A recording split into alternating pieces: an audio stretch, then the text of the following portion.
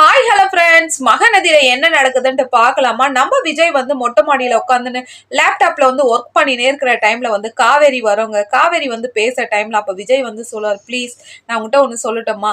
உங்க வீட்டை காலி பண்ணா பிரச்சனையை வந்து என்கிட்ட சொல்லாத, வேற ஏதாவது இருந்தா சொல்லு, நான் பேசுறேன்னும் போது நான் எதை கேட்க போறேன், அதை தானே நான் கேட்க போறேன். போதும் காவேரி, உங்க அக்கா வந்து ஒரு டீசெண்டே தெரியாத என் குடும்ப மத்தியில வந்து அவ்வளோ அன்டீசெண்டா வந்து பிஹேவ் பண்ணிட்டு போறாங்க.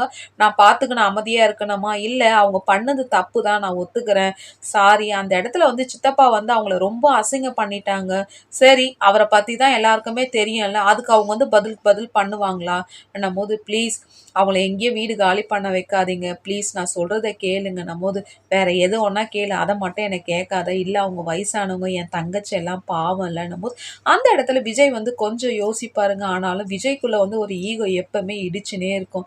எனக்கு அதெல்லாம் தெரியாது. என் சித்தி காலி பண்ண சொன்னாங்க, நான் சொல்லிட்டேன்ட்டு அப்படியே கிளம்பி போயின்னே இருப்பாருங்க. ஐயோ! எனக்கு அப்படியே இந்த விஜய மூக்கு மேலயே குத்தணும் போல தோணுச்சுங்க. உங்களுக்கு விஜய பிடிக்கணும்னா லைக் பண்ணுங்க, கமெண்ட் பண்ணுங்க ஃப்ரெண்ட்ஸ்.